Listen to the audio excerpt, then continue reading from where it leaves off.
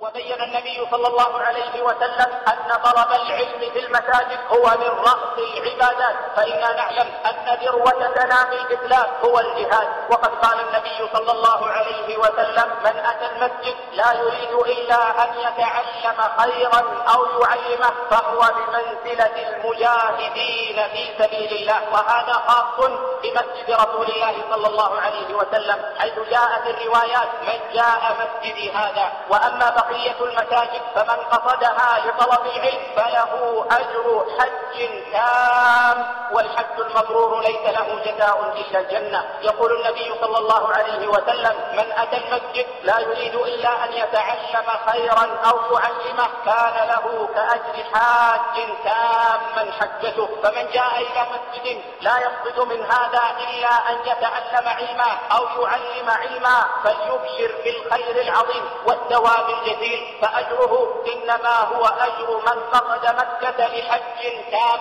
وما أعظم ذلك الأجر